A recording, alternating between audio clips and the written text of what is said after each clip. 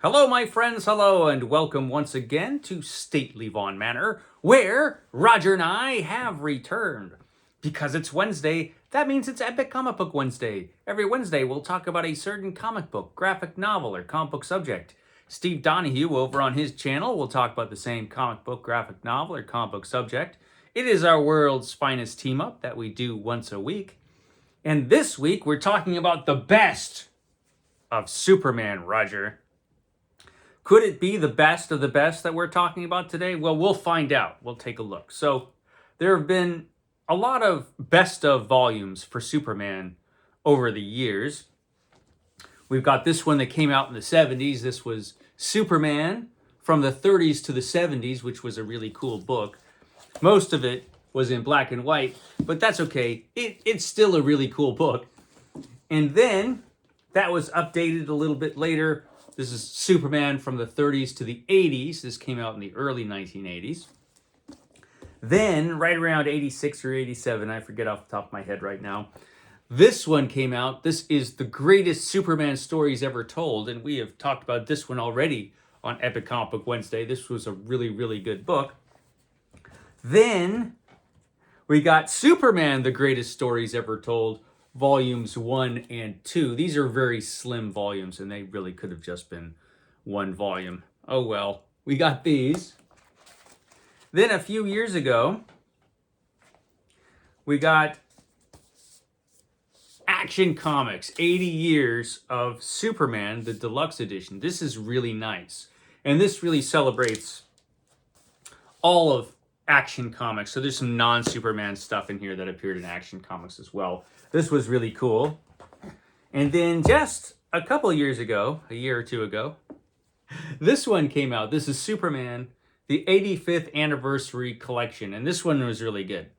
But there's one that might be the best of all. Maybe. Let's take a look. Let's see how good it is. This is Superman, a celebration of 75 years. So this one came out a few years before this one did.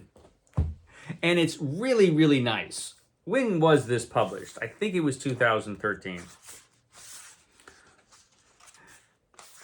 Let me see if I can find it. Yeah, 2013. So it's over 10 years old already, which is crazy because I very well remember picking this up. And then there were all kinds of other editions, 75th anniversary editions of other superheroes like Batman and Wonder Woman and Green Lantern and The Flash as they all came up. So this is actually this series has a lot of volumes in it, but this is the Superman one. This came out first. And let's take a look at this. Is this the greatest Superman best of volume? Is it the best of the best, Roger? Let's take a look. Superman, a celebration of 75 years. It's really nice. Those are the end papers there. Got our table of contents there.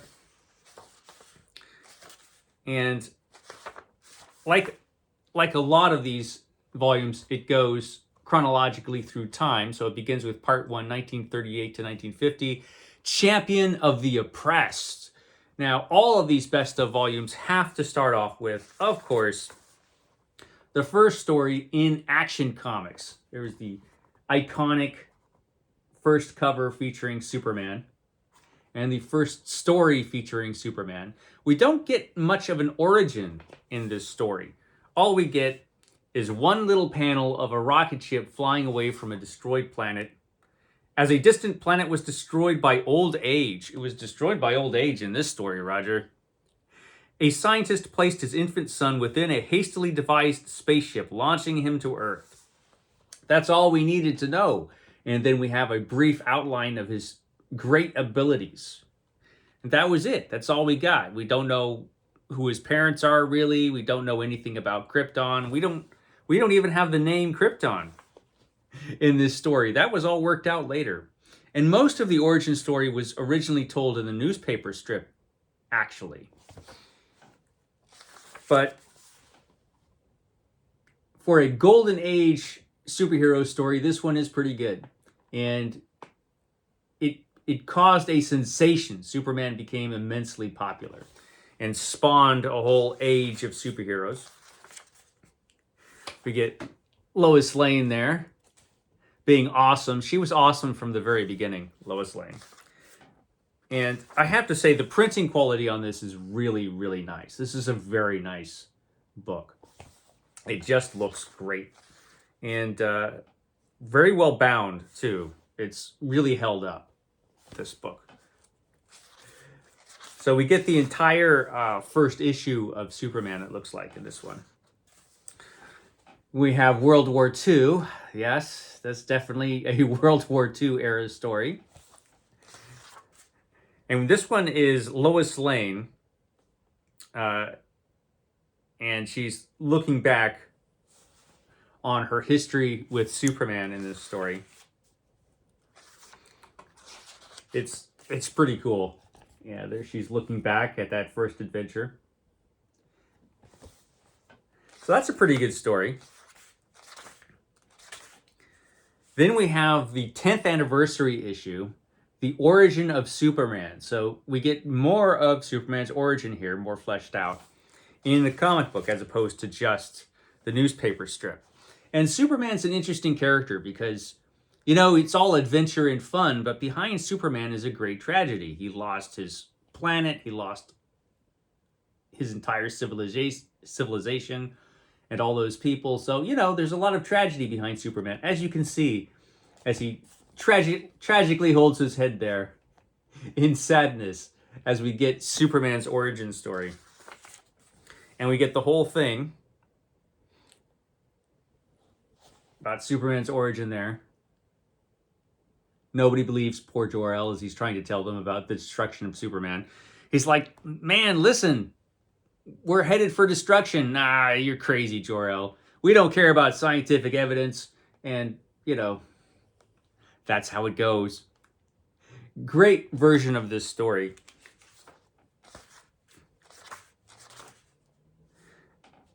We get the destruction of Krypton.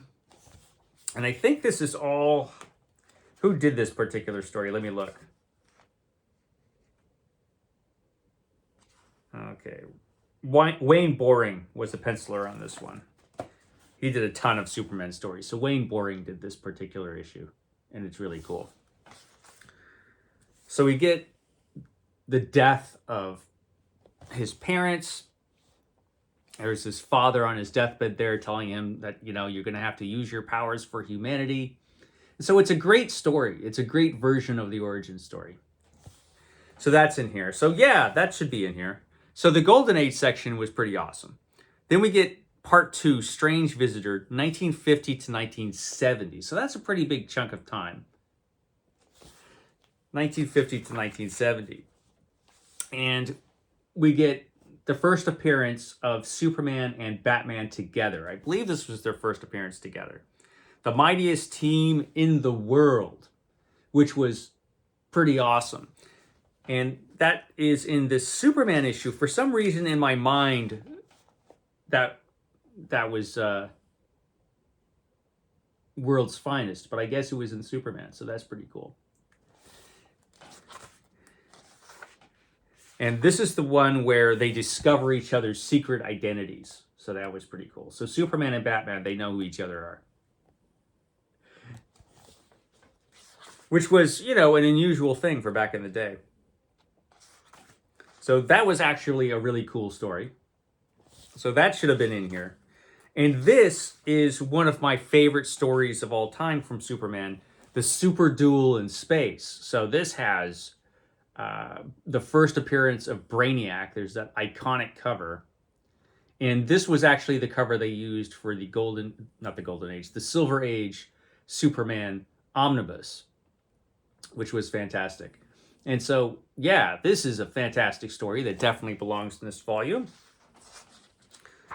The great first appearance of Brainiac, and he's going around shrinking cities. So we get the first appearance of the shrunken city of Kandor, which becomes so important in the Superman mythos.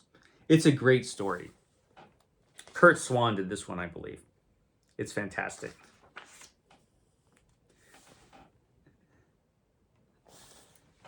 So we get that Brainiac story, but we also get Lori Lamaris and the girl from Superman's past. Superman, when he was just in college, fell in love with a young woman who was in a wheelchair. And it turns out she was in a wheelchair because, spoiler alert, she was a mermaid. But it's a tragic story. It's a tragic love story.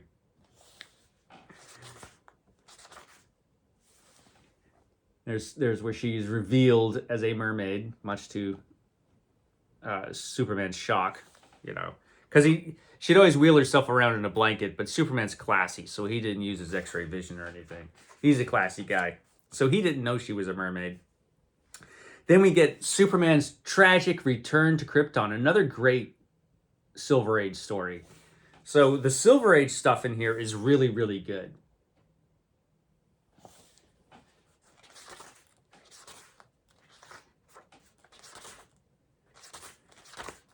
Let's see what else is in here. Then we have a great one. This one is fantastic. This is the death of Superman. So this is an imaginary story. Back in the day, we got imaginary stories. And this was probably the greatest imaginary story, the death of Superman, happening years and years before the actual death of Superman.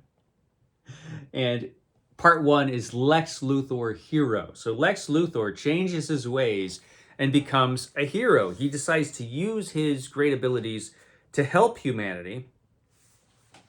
But of course, he's Lex Luthor, and so he cannot be trusted. But Superman, being the trusting sort, did trust him. And unfortunately, that led to his demise. Lex Luthor murders Superman in this story. And we have the tragic funeral of Superman going on in there. And Lex Luthor, he thinks he's going to get away with it. But Supergirl and Krypto take care of him. And Supergirl and Krypto take over for Superman. And so the world is still protected by Supergirl. So it was a great story. Tragic. More tragedy, Roger. Lots of tragedy in 1950s stories. Then we go, and so that was from the 1960s. So then we go from 1970 to 1986 for part 3. So pre-crisis stuff. And the one story that always pops up in any best of anthology for some reason is, must there be a Superman? So this is a 1970s story that always pops up as the 1970s story in the best of Superman volumes. And it's a good story. It's just always the same story. And the Guardians of the Universe, those meddling Guardians of the Universe who decided to make themselves the police force of the universe, or create the police force of the universe with the Green Lanterns, have to teach Superman a lesson in this story, because humanity has become dependent on Superman to solve all of their problems. And in this story, they put an idea in Superman's head that, hey, maybe you shouldn't solve all of humanity's problems. Maybe you should let them solve some of their own problems.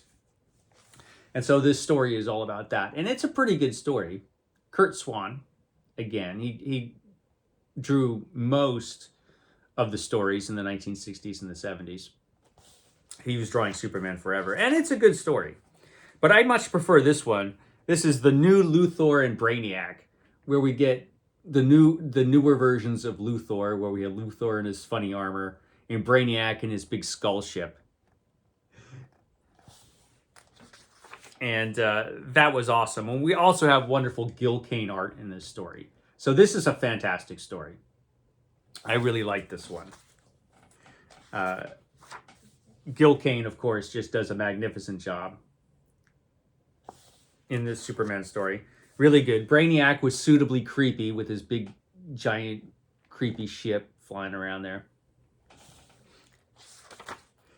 And there is the new terrifying Brainiac, as he was at this time. Brainiac has gone through very many different versions, but this was probably the creepiest. Just awesome. This is just an awesome story. So yeah, that belongs in this volume. So that's a fantastic story. This next story is really itsy bitsy. It's by Elliot Maggin and Frank Miller. It's kind of a alternate reality story that's only in here because Frank Miller did the art. It's not bad. But then we get the story from Superman Annual number 11, which was fantastic. One of the best Superman stories ever. And it's called For the Man Who Has Everything. Alan Moore is the writer of this story. Dave Gibbons is the artist. And it's fantastic. This alien form of life has been attached to Superman. And so he's basically experiencing in his mind an alternate reality where Krypton never blew up. And he grew up on Krypton. And Batman, Wonder Woman, and Robin show up in the fortress and have to try to get him out of this fake reality that he's living through. And it's really, really great. This is just a great story. And the way things go in this story, maybe it's better that Krypton blew up, frankly. Look at that. That's awesome. So this is a great story. One of the best Superman stories. With just some great moments in it. And so yeah, that definitely deserves to be in here. That's fantastic. And when Superman wakes up and realizes what happened to him, he's really, really, really pissed. So that's cool. Then what comes next after that? Then we get 1986 through 2011. Now 2011, unfortunately, was the era of my least favorite Superman, which is the New 52 Superman. So he makes an appearance in here, unfortunately. But before that, we get some other stuff. So we get John Byrne. John Byrne was the guy who revamped Superman in the 1980s. And so we have to have a John Byrne story. And this is The Name Game with Mr. Mxyzptlk. Mr. Mxyzptlk. Everybody always tells me that's not how you pronounce his name, but you know, how could you pronounce a name like that? So Mr. Mxyzptlk shows up as this goofy 1980s guy in the stupid suit who Lois Lane instantly falls in love with, even though he's Mr. Squinty and has that terrible 1980s hair. But really, he's Mr. Mxyzptlk. And he causes all kinds of problems for Superman. So this is not a bad story. It's actually, if you're going to pick a story from John Byrne's run, this isn't a bad one to pick. They've picked some worse ones in some other volumes. So this is not a bad story. The artwork is great because John Byrne did great artwork in his Superman run. His stories were a little lackluster sometimes, but this one was pretty good. This is a pretty good Mr. Mxyzptlk story. But then we have to get the death of Superman because that was such a pivotal point in Superman's history. So we get the issue where Superman actually dies, where he fights Doomsday. So this is the story that's done in all splash pages where we see Superman's temporary demise. Of course, he can't die for long. But it is a pretty important point. So if you're going to do pretty important point in Superman's life. So if you're going to do an anthology like this, yeah, it probably should be in there, and here it is. So he actually, in this best of volume, Superman dies twice. Once in an imaginary story, and once in a story that's, well, not imaginary, even though it is. You know how it goes.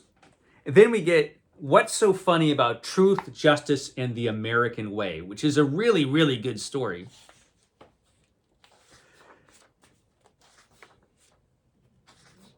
Where Superman has to fight some superheroes who are really bastards. And this is one of those stories where you have this new kind of superhero who are really destructive and awful. And you have old school Superman.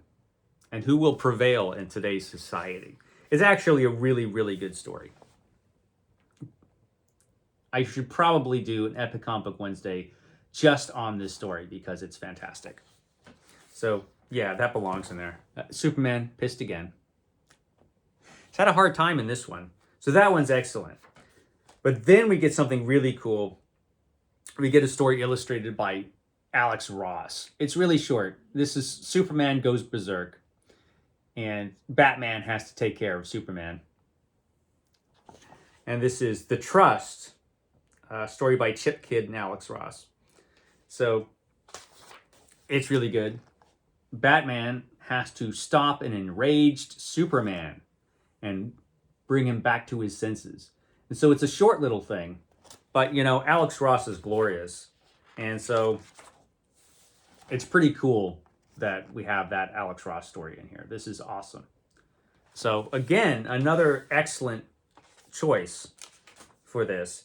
Then we have The Incident, which is a story which is okay. I remember it being okay. It's not bad. Then we get 2011 and Beyond, The Man of Tomorrow. So this is the stupid New 52 Superman. This is when he was in his t-shirt and jeans era, which was fortunately very temporary. But then he got a costume that was even worse than jeans and a t-shirt. So this was New 52. And as New 52 stories go, this one is... Which one is this one? Oh, this is the one where he's ordering his shirts and is hanging out with Jimmy Olsen. This is the, and then we have the boy who stole Superman's cape. So yeah, there's a boy who steals Superman's cape because he does have his cape to go along with his jeans and his t-shirt and his stupid boots. I really, really didn't like this era of Superman. But when this came out, it was the New 52 era, so we're stuck with it. So this is an excellent volume. I really, really like this one. And I'm not sure it's the best of the best, to tell you the truth. I'll have to go through the other ones a little bit more closely. It might not even be my favorite, but it has some excellent selections. I have to say that. They did a great job picking the stories in here. True, when they got to the New 52, they didn't have much to work with. But up to that point, some great selections, and we do have some of the greatest Superman stories of all time in this one. What I would really like to see is a Superman omnibus, like a best of Superman omnibus that was like 900 pages, and where you could really put the best of Superman stories in there because you wouldn't have to worry about space so much. Like you can put whatever happened to the Man of Tomorrow in there and a bunch of other cool stuff. That's a good idea. I think DC should do that. But they don't listen to me, but they should. I guess that's all I have to say about that. I will catch you next time.